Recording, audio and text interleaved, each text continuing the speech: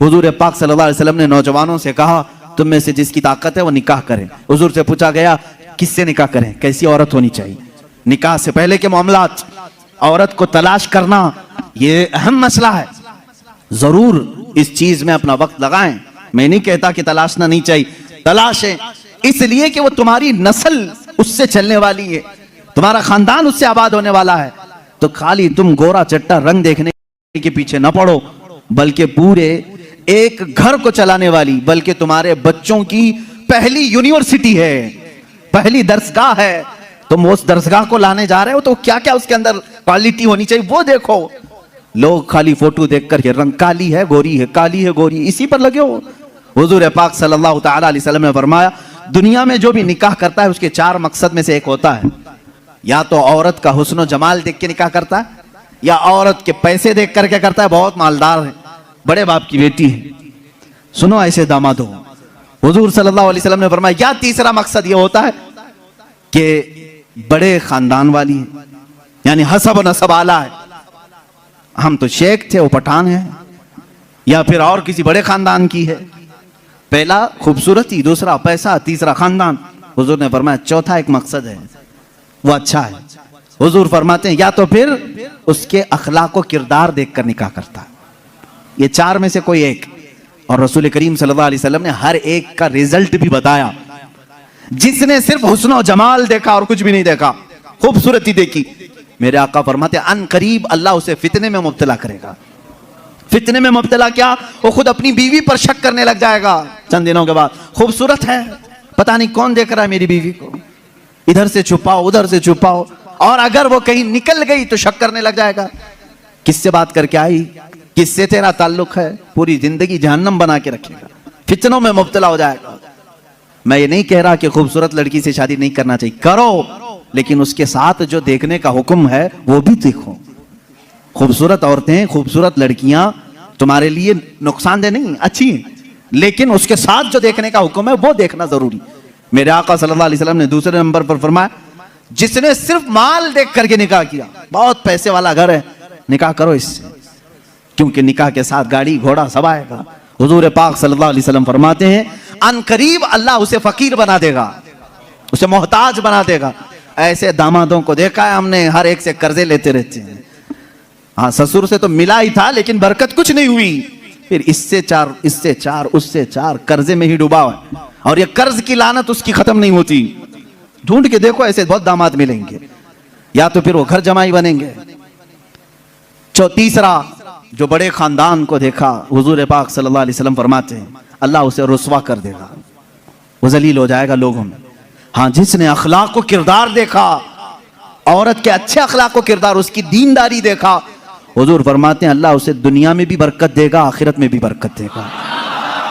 अब इसके साथ प्लस क्या है, नंबर 1 तुमने दीन देखा, अखलाक को किरदार देखा, उसके साथ हुस्न जमाल भी मिल गया तो बोनस है तुम्हारे लिए, साथ में मालदार भी मिली तो भी प्लस पॉइंट है, बड़े खानदान वाली भी मिली तो और अच्छा है, सोने पे सुहागा है।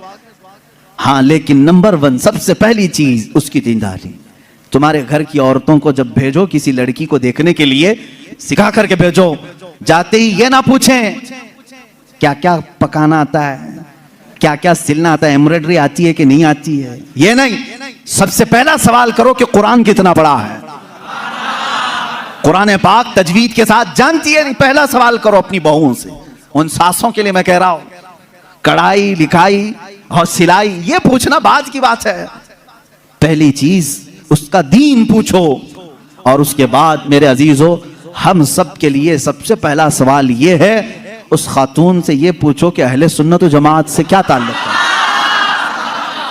औरतों की तरफ से मर्द के घर जाएं तो भी ये सवाल हो, इसलिए कि ये इश्क मुस्तफा की जड़ है, और जहां जड़ खराब हो तो फल नहीं आ सकते।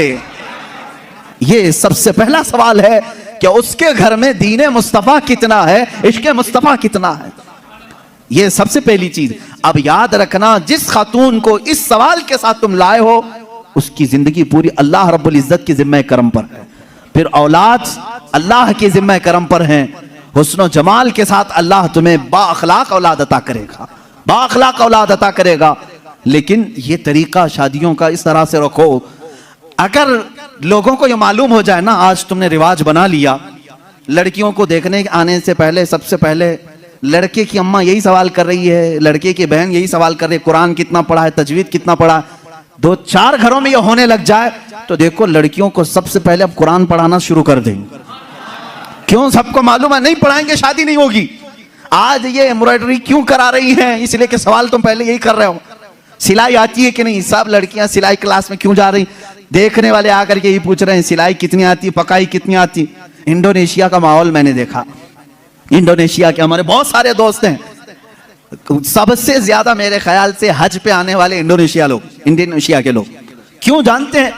वहां जो भी लड़की देखने के लिए जाते हैं या लड़के को लड़की वाले देखने आते हैं, पहला सवाल करते हैं हज किया है कि नहीं। हज किया है तो बाप अपनी बेटी देता है, हाजी को दे रहा हूं। और इसी तरह लड़का भी फख्र करता है। मेरे तकरीबन 100 से ज्यादा इंडोनेशी दोस्त, सबकी औरतें हज्जन है और वो खुद हाजी हैं। कहते हैं हमारे यहाँ शादी से पहले हज करा देते हैं, इसलिए कि इसी बेस पर शादी होती। ये कितनी अच्छी चीज है कि दीन का सवाल हो रहा है, दीन पूछा जा रहा है। हाँ, ये तो तुमने लड़कियों से जाकर के घरों में पूछा कढ़ाई आती है, सिलाई आती है, पकाई आती है। और यही सवाल लड़की के घर वाले जब लड़के पर के पास आते हैं, क्या करते हैं? कौन सी ऑफिस में काम कर रहा है, परमानेंट जॉब है कि प्राइवेट जॉब है, कैसी जॉब है, ये सब सवालात तो है ही। लेकिन धीमे धीमे प्रॉपर्टी भी पूछते हैं, कहां कहां है, कितनी जायदाद है। खुद डायरेक्ट ना पूछे तो किसी से पूछवा लें, बाप की कितनी जायदाद है। ये सवालात हैं। इन बेसिस पर, इन बुनियादों पर जब शादियां होंगी तो खुरापात नहीं तो और क्या होगा। इस्लाम की जो मुकद्दस शादियां थी वो किस बुनियाद पर होती थी जानते हैं? एक वाकया मैं सुनाता हूं तुम्हें। शाह किरमान बड़े बुजुर्ग हैं, बड़े साहब कश बुजुर्ग किरमान के, उनके मुतालिक ये रिवायत है। वो मालदार भी थे, अपने वतन के सरदार भी थे। एक दिन मस्जिद में आए, देखा एक नौजवान है, सीधा साधा है, मस्जिद में बैठा है, एहतिकाफ में लगा है, नमाजों में। रात को देखा आपने आकर के कुरान पढ़ रहा है, उसको ऑब्जर्व करते रहे। तीसरे दिन आपने आकर उससे पूछा कि बेटा तुम कहां से आए हो, कहां है तुम्हारा घर? कहा बस ये झोपड़ी है। एक छप्पर डाल करके झोपड़ी रखा था। क्या मकसद है? कहा अल्लाह को राजी करना है, बस अल्लाह राजी हो जाए, मैं इसके लिए दिन रात मेहनत कर रहा हूं। शाह किरमान ने पूछा तेरे घर वाले शादी वगैरह? कहा नहीं, मुझे कौन शादी करके देगा, मैं फकीर आदमी हूं, मैंने सोचा भी नहीं।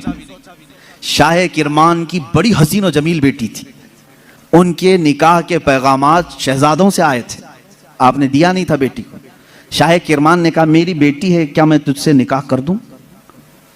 उसने कहा आप बड़ा रिस्क उठा रहे हो, मेरे पास क्या है, मैं दिन भर थोड़ी मेहनत करता हूं, थोड़ा खाने पीने का मिल जाए उसी पर मैं गुजारा करता हूं, बाकी मैं अल्लाह के लिए वक्त निकाल लेता हूं, इतना कमाता हूं जितना खाने के लिए हो जाता है बस।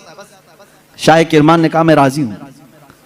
उसने कहा फिर सोच लें आप, मेरा घर देख लें। कहा मैं तुझे देख लिया बस काफी, घर कहां है तेरा? वो नहीं। अपनी बेटी से जाकर के कहा एक हसीन शहजादा मैंने तेरे लिए ढूंढ लिया। बेटी भी ऐसी नहीं कि चंचल हो, हुस्न की परी हो तो नाटक और नखरे आ जाए ना, शाह किरमान की बेटी थी। कहा बाबा जान आपने जो फैसला किया वो बिल्कुल सही होगा। कहां घर है? कहा झोपड़ी में है एक, बस जो फड़ लगा करके दरख्तों के एक झोपड़ी बनाया हुआ।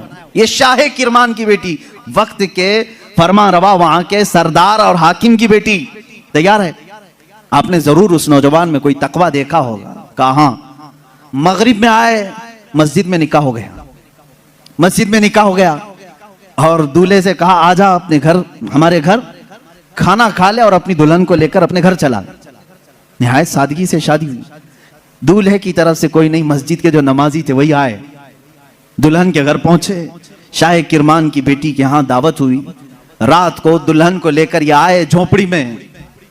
झोपड़ी में सिर्फ एक बिस्तरा लगा था, पर्दे का दरवाजा था, पर्दा गिराया और एक सुराही पानी की रखी हुई है, जिसमें मटका जिसको कहें आप, उस पर एक आधी रोटी रखी हुई है सूखी।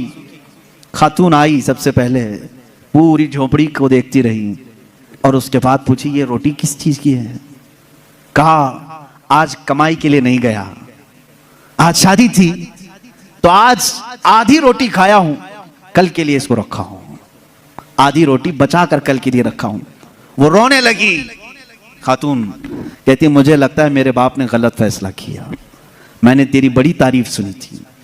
वो नौजवान कहता है मुझे मालूम था बड़े घर की औरतें हमारे साथ कैसे रह सकती हैं, तुम बड़े बाप की बेटी हो।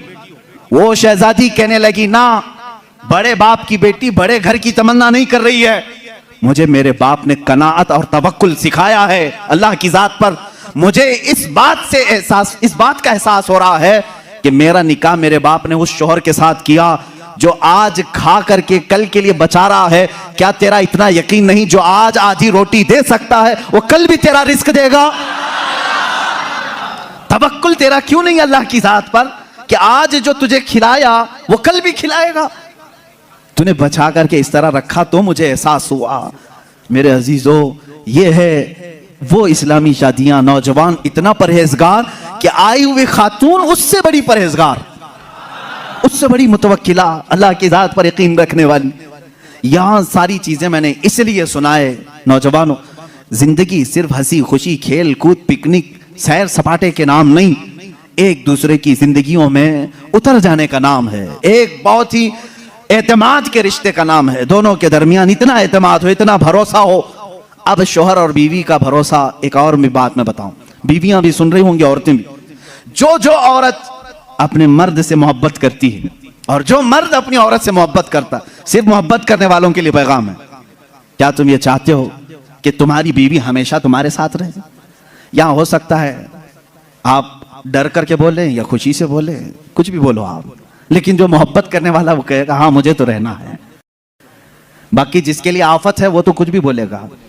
औरतें जो मोहब्बत करने वाली, मैं ये कहूंगा, क्या तुम चाहती हो कि तुम्हारा शौहर भी हमेशा तुमसे मोहब्बत करे और तुम हमेशा उसके साथ रहना चाहती हो?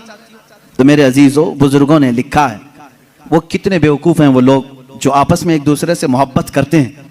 दुनिया में हर औरत चाहती है कि मेरा शौहर छोड़ के कहीं ना जाए। मर्द ये चाहता है कि मेरी औरत मेरे अलावा किसी और को ना देखे। उन दोनों के लिए चाहिए कि कल क़यामत के दिन जब फैसला हो जाए, मेरे आका सल्लल्लाहु अलैहि वसल्लम ने फरमाया, अगर दोनों की नेकियां आ गई, पास हो गए, तो जन्नत में भी अल्लाह ताला उन्हें साथ रखेगा। और अगर उसमें से एक बेनमाजी था तो मर्द दोजख में जा रहा होगा, औरत जन्नत में जा रही होगी। औरत बेनमाजी थी, मर्द नमाजी था, मर्द जन्नत में जा रहा होगा, औरत दोजख में जा रही होगी। मैं ये समझता हूं मोहब्बत करने का एक तकाजा ये होनी चाहिए कि जब दुनिया में हम एक दूसरे को छोड़कर रहना पसंद नहीं करते, तो एक दूसरे को नेकियों की इतनी तलकीन करो कि कल क़यामत के दिन भी नाम पुकारा जाए तो हमारा दोनों का नाम जन्नत में जाने वालों में हो। मैं भी उसके साथ हूं, वो मेरे साथ हो, ये मोहब्बत है। औरत को चाहिए कि अपने मर्द को नमाजों की तलकीन करे, मर्द को चाहिए कि अपनी औरत को नमाजों की तलकीन करे। ये है इस्लामी जिंदगी, जिसमें आप खुशियों की और बहुत सारी मुसर्रतों की बहारें देखेंगे। अल्लाह के नबी सल्लल्लाहु तआला अलैहि वसल्लम की आइली जिंदगी और आपकी अज़दवाजी जिंदगी पर मुझे आज गुफ्तगू करनी थी। जो कुछ भी मैंने कहा है मेरे अजीजों, ये नमूने अमल है हमारे लिए। अल्लाह रब्बुल इज़्ज़त हमारे सबके बच्चों के मुस्तक़बिल नेक फरमाए। हर आने वाली दुल्हन को मौला ताला आने वाले ये घर वालों के लिए बरकतों और रहमतों का जरिया बनाए और दोनों के घरों में इत्तेहाद और इत्तेफाक मोहब्बतें नसीब फरमाए। ना चाकी ना इत्तेफाकी, तलाक जैसी बहुत सारी नहुसतों से अल्लाह हमारे घरों की हिफाजत फरमाए। अल्लाह रब्बुल इज़्ज़त हमारी इन महाफिल की बरकत से हर एक की जिंदगी खुशहाल फरमाए। जिनकी बीवियां बदकार हो चुकी हो, मौला उन्हें सीधे रास्ते पर ला। जिनके शोहर बिगड़ चुके, मौला उनको सिराते मुस्तकीम अता फरमाए। जिनके औलाद नाफरमान हो चुके, हसनैन करीमैन के सदके मौला उन्हें सालेह बनाए, नेक रास्ते पर चलाए। व आखिरु दावाना अनिल हम्दुलिल्लाहि रब्बिल आलमीन।